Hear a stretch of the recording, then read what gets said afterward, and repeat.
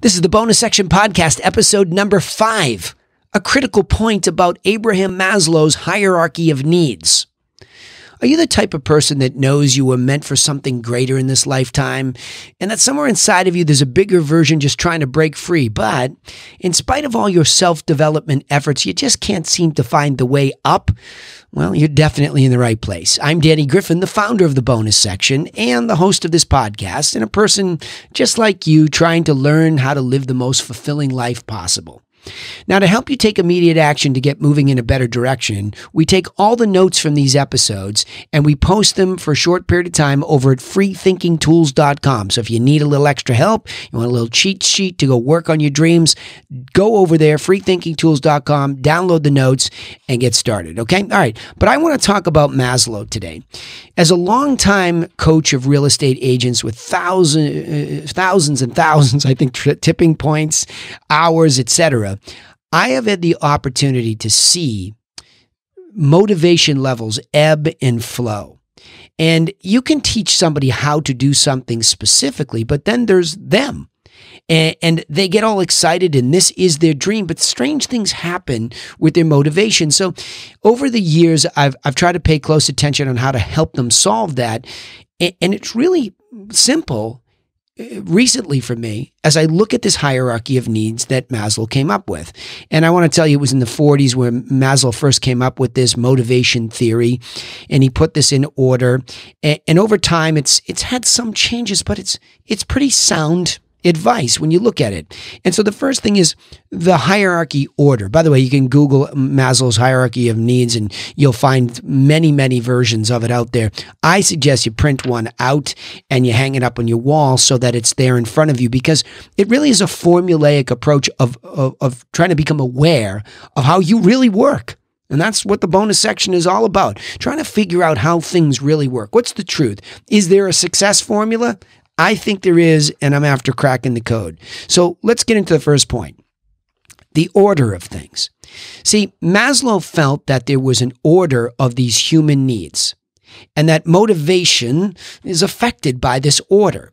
So when the theory first came out, and I know there's been some changes in what people think, but when he first came out, he felt like you had to fulfill in order. And if you start with a foundational look at this, it makes sense. I'll read this to you. So he felt that the foundational level was physiological needs. Like, for example, you need to breathe air, you need to drink water, you need food, shelter, sleep, etc. Those types of things were physiological needs. I mean, think about it. Without it, you're dead. It's over. So, of course, we are highly motivated to go out and survive. That's the very core basic part. The next part is, as you get up there, he talked about safety needs, right? So once you're eating and sleeping and breathing air and all that good stuff, you have to keep yourself safe, right? The concept of the cave. That's probably why I was attracted to real estate long ago. There was a bigger need there, that concept of shelter. So that concept of shelter gives you that personal security. So getting in a cave, yes, it's a physiological protection need, but you get up into this personal security need where you feel safe. Everybody wants to feel safe. So, and again, the other thing is, do I have a job? That's another safety. So employment becomes this safety concept too. So those are basic safety needs. Then you get up into more of this community, this concept of love and belonging. Do you have friends? Right? Do you have intimacy? Is there family in your life? All right. All of those things can bring you this need of love and belonging.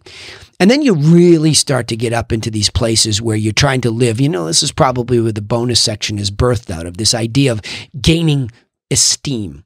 It's a human need, right? Respect, self-esteem, status, recognition, strength, freedom, powerful words, right? Esteem. But then ultimately, where really the bonus section is that beyond. Really to keep pushing, to go somewhere beyond the finish line, into the woods, right? Go back and listen to the introductory episode and you'll understand where I'm coming from, is to not just stop there, but to go beyond. And that's that desire to become the most that you can be. Really try to keep going after fulfillment. And not everybody is motivated to go after that, or a lot of these levels, right? Some people just kind of cool with physiological and safety needs and they're done, right? They can live in isolation in the woods. But for the rest of us, this is a really cool ascension ladder that really can be motivating if you understand it. So I think over time, what you'll see is if you go Google this and you read it, there are pundits and experts. Everybody has an opinion. Everyone wants to change the guy's theory. But there is probably some truth to the fact that these overlap.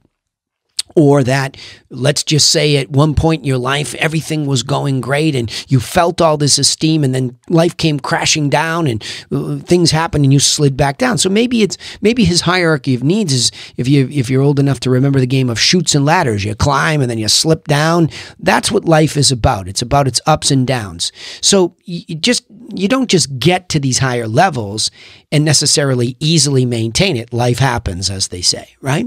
So you can come sliding down. But what's cool is if you do slide down, you can become acutely aware of what rung you fell down to, where you're at, and what needs you need to focus on fulfilling before you can rush right back up the ladder. Let that sink in for a second, right? So there is a hierarchy order, according to him, that you move from the bottom up. But the order isn't, always so strict, because there's a little bit of back and forth, right? There's, you might feel safe, but you might not feel like you're part of any sort of a tribe. So you don't have any love and belonging, but you're safe and you're employed well and you're getting respect at work, but you're sort of a loner that works in the back room. You see, there's no exact order to these things, but if there's a void, this is the key point in this episode here. I want to talk about why I'm doing this episode right now is because in my life, with people that matter to me, I recognized things were out of order and I watched how it affected them. First, because he applies this a lot to business, or people do. They take this and apply this to business motivation and companies and teams. This is very, very, very highly used in scenarios for companies. And I use it in my coaching and training. I think it's really important to understand where you're at with your needs as you get across the table, for example, from buyers and sellers of real estate, and what their needs are. And if those are aligning or colliding, becomes important as business theory. So let me just talk about somebody that joined my team, an expert telemarketer, really good, 35 years of doing this. So she already has the respect. I mean, the minute we looked at her resume, we're like, boy, we respect you. That makes her feel that esteem. We want you to join us. Okay, we've got some love and belonging there. But I didn't know much about her personal situation when she first joined. So it's not like you get into, saying, hey, how's the food going along at the house, right? Right? And how's the shelter? You might ask somebody where they live, but, it might be out of bounds to get too personal when you start to ask about those basic needs. So you take somebody on because you want them to be loved and belonged as part of your organization. You give them esteem just by simply saying, love your resume, thought it was great. I think you're going to be a super fit here and be super successful. And then we can start there. Well, what happened was shortly thereafter, as we became more comfortable, all of us together, this is my internal team, which really is only comprised of myself, another gal, and this gal now joining us in this small, intimate environment. Of course, we have the brokerage and everybody is part of that, but that's where we were, right? And so the next thing I recognize is something's off here at home. You can just sense it. And so she began to tell us a little bit about the situation living in this house, and it was really uncomfortable. She lived in one part, the owner lived in another part, and he was a problem. Let's just leave it at that. For her, it was a problem. So she was discombobulated in a basic need.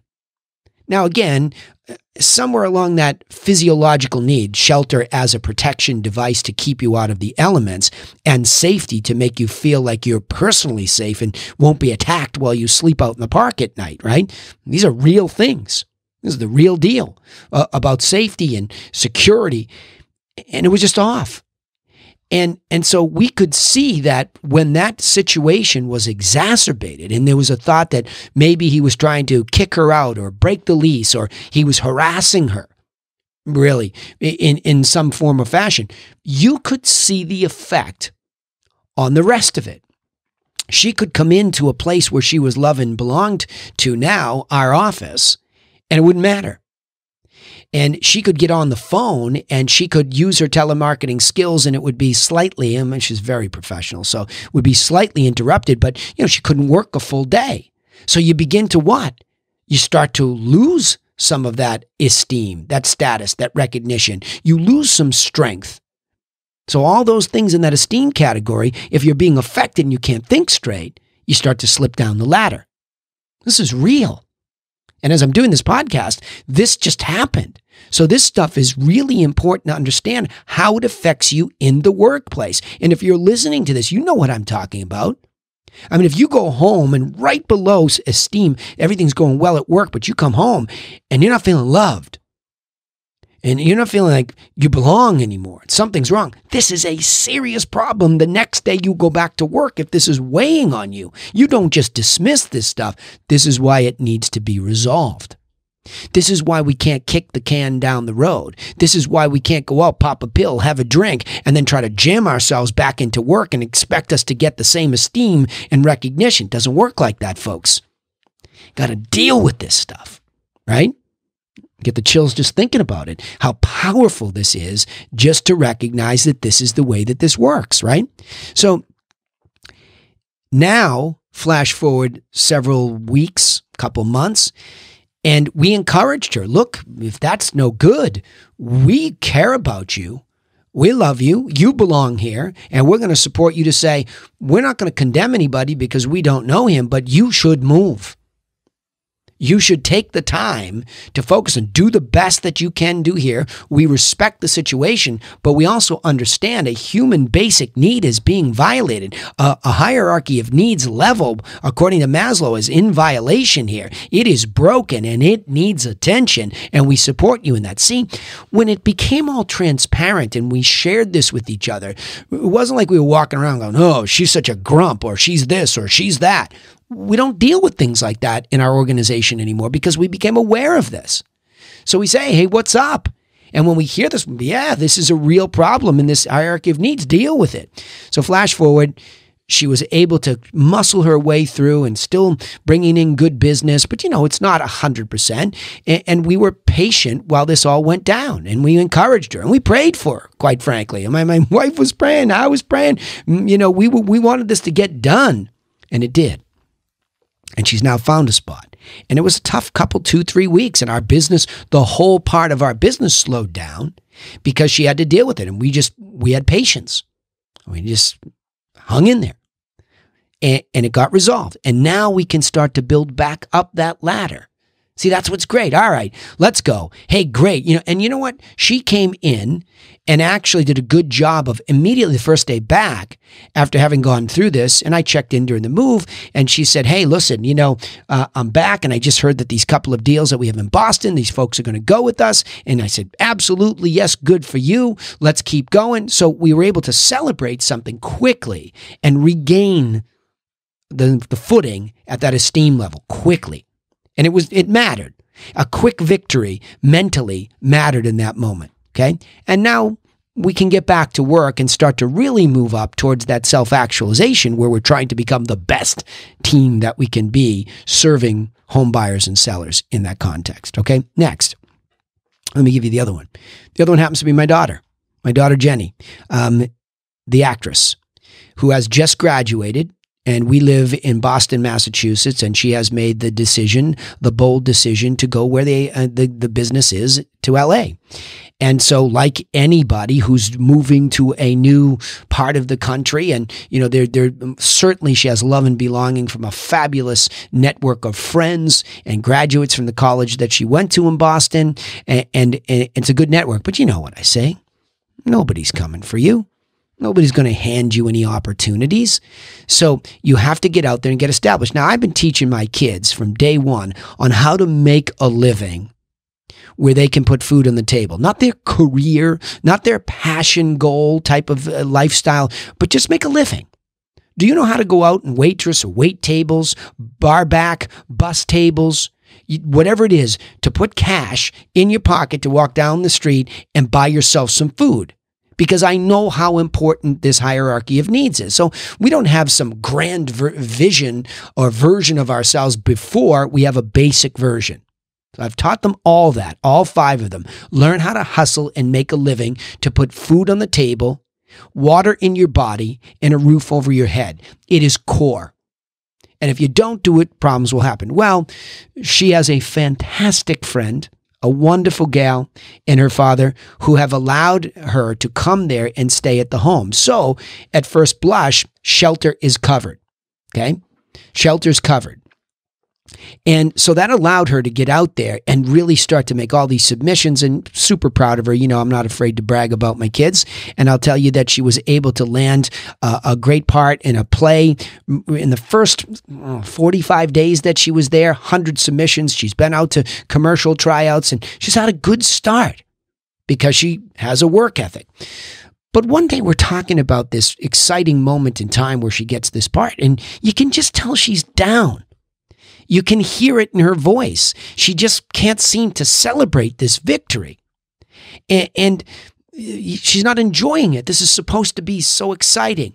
Well, what she doesn't tell us is that she's out there and she's struggling a little bit with money. I mean, I knew that, obviously. You know, her savings is dwindling, and, you know, we're not afraid to help, but also want to push her off the dock and say, wait a minute. You, of all the kids, you've been the one that have been waitressing tables and working at the snack bar since you were 12. If there's anybody that knew how to do this, didn't we talk about this? Get out there. Shelter's covered. Thank you, friend. Hug her every day. But run out and go get the job at the breakfast joint where you can be during the morning, and then you can make all these submissions and you can go to all these auditions and you can do what you do. Isn't that the point? I mean, that's sort of standard fare in LA for an actor or actress. So why isn't it happening? And so, you know, it was one of those moments where, you know, the world is overwhelming. And I feel all you recent college graduates, this bonus section is going to heavily speak to a lot of the issues I felt at that moment, and I know you're feeling. And this is one of them. You can get downright paralyzed because your hierarchy of needs is out of order. And stop thinking just because you graduated with a degree that there's some sort of entitlement to survival or fulfillment of basic needs. There's not. There's not. I know a lot of kids that are out there struggling to get their first job. You don't just get a college degree or any kind of an education and just presume that it's there. And sometimes, guess what? You got to take a basic job to put food on the table. I think one of the smartest things I see a lot of people doing is get hooked up with Uber and drive people around. Make $300-400 a shift, right? $200, wherever you are. It's cash flow, folks. Be humble. Meet that basic need. Don't be embarrassed and don't be above it. Meet it because it buys you time for the rest of the stuff, right? That's what it buys you time for. So you hear a lot of people out there that are online that, you know, talk about the passion business. Nobody said quit your day job. In fact, I'm telling you, go start a basic day job that makes you able to fulfill these basic needs. Okay. So now she's out there, she's got the part, she's doing this, and she recognizes, duh, I never went and got the waitressing job. I said, I don't care. And it's tricky out there. She has the shelter, but there's no car. There's a lot of walking. If you live in LA, if you've been out there, you get it. Their traffic is crazy. So what? Solve the problem. Because the minute you get the job and you put some money in your pocket, and by the way, also working at a restaurant, guess what? They oftentimes feed you or you eat at a discount. Hello? Two things at the core. I make the money that I can buy food with, and I can even eat there. So I'm really fortifying where I'm at that core. Now I can go home after my shift, wake up in the morning whenever my shift isn't, and I can work like a mad dog on my passion. I could submit. I can go to auditions. And of course, if you're up front, and in LA, everybody has to be, and it's just, presumed that a lot of them are actresses and actors, okay, I'm going to have somebody cover for me. And you're in. Well, the minute she resolved this and got the job at the restaurant, you can just feel things start to change. I'm not saying everything gets fixed the minute that was put in order. I'm not saying that. What I'm saying simply is, okay, now we have our feet back under us. We know that we can do this because we need to buy time. All of you. You want to pursue your way up. You want to live a fulfilled life. You have to build these rungs on the ladder. That's what you have to do. And sometimes they come crashing down. Okay, you know where to start. A lot of you that have, become unemployed or lost a job, and you're embarrassed to drive an Uber, to take a job in a restaurant or bar or wherever else, a cash job that you could pick up. Why? Why? Because it's the way back up. Get yourself straight, okay? So those are a couple stories I wanted to share with you and that really motivated me, and hopefully you see yourself in one of those, but at least recognize this hierarchy of needs, and it's the way up, and if you fall back down, it's the way back up, whatever it might be, but become aware of this. This is the way we are motivated, by fulfillment of these needs, and we can have the wind sucked out of our sails when we're not, and then this isn't for me. No, you just have to go back to fulfilling. You are the right person for that thing. It is your passion that you should pursue. Stop giving yourself erroneous information. Use this simple hierarchy, right? So that's my last point there, is the best practice with this stuff is just to become aware of this stuff and to recognize yourself and where you're at and which one of these is feeling unfulfilled or empty or you didn't take care of. Just become aware of it, but also see it like I did today and shared with you in others. That's super powerful because it shows you how to deal with people better too. If you can recognize, and again, for all you people that are managing somebody or yourself, there's where it's really powerful. Because this is about motivation. How would you think you're going to beat somebody with a stick to go make 100 phone calls and get X number of appointments or whatever it is they do, meet deadlines, create content, whatever? You're going to beat them over the back and not be considerate of what's going on? I'm not saying be a shrink and get involved too personally, but if you're not aware of it as a manager of yourself or others, well, come on, you're just not being real. Humans are humans, and this is a reality. And like I said, you don't have to be their personal savior or their personal shrink, but you do have to become aware of what affects people and their motivation. And it's understanding this and helping them through it, not beating them with a stick. Okay? All right, let me go back and say that the critical point about Maslow's hierarchy of needs is there's an order. And when he built it in an order that he felt was like a house. He built it from the bottom up. Is the order very strict? Maybe. Maybe. Does it overlap? Sure. Do you go back and forth? Sure. Is there something that you might feel great esteem but not enough love and belonging, so it's a little bit out of order? Sure. But still, consider it as a house and a foundation that you're building upon, and just make sure all stories are there, because you might be up in the self-esteem level and things might be working, but your love and belonging, your love life isn't there, and it matters, right? I gave you a couple stories, real, from young kids just fresh out of school, and this goes to even younger kids. How about helping a kid learn at 12 years old how to get a job? Oh, it's too young. Too young for what? To learn how to be self-sufficient, to put food on the table and drink water and roof over your head? No way. We don't teach them enough. We shelter them too much and we weaken them. So I gave you a couple stories to say, hey, here's some people from young to old. It doesn't matter. This affects us all. All right? And then ultimately, just become aware as you walk around in life that these are the levels that are affecting all of us. All right? Let me summarize it this way. Maslow's hierarchy of human needs is critical theory about human motivation. It's important that we become aware of these basic human need levels and how not fulfilling them affects our motivation and our ability to pursue self-actualization, or like I like to say that this podcast is all about, becoming the best that we can be. All right. Remember, you can take immediate action to get moving in a better direction, because we're going to take all the notes from these podcast episodes and temporarily post them. Why temporarily? Because I want you to pay attention to what I'm doing and keep moving along with me. And now, of course, if you pick up this podcast in the middle of where we're at, that's fine. You just go back and listen to it and you can take your own notes. But we're going to try to keep this moving along so we get a following here and that we can deal with things in real time. All right? So freethinkingtools.com, freethinkingtools.com. I'm going to use that page to post that and other offers or whatever else comes out of this, because I don't know. I'm in the bonus section, which is the woods, and it's exciting. We don't know where we're going. Okay. Also, don't forget to subscribe to this podcast, please. so that you don't miss out on any of the insights each time we upload an episode. We also post all these episodes on any social media channel that we have today, that we will have in the future, who knows, right? So remember to turn on your notifications after looking for the bonus section. Certainly Facebook and YouTube, and you won't miss the reminders anytime we go there. And we'll start to go live too. We'll do some live broadcasts as this expands. We'd also appreciate it if you would share our content with other people just like you, so they get this kind of help because they need it. And you can join our mission here at the bonus section of becoming true people for others. Sharing is caring, and loving and belonging in that way is the highest calling. All right? Hey, thanks for listening. Remember, nobody's coming for you. So go get to work on yourself. See you in the next episode.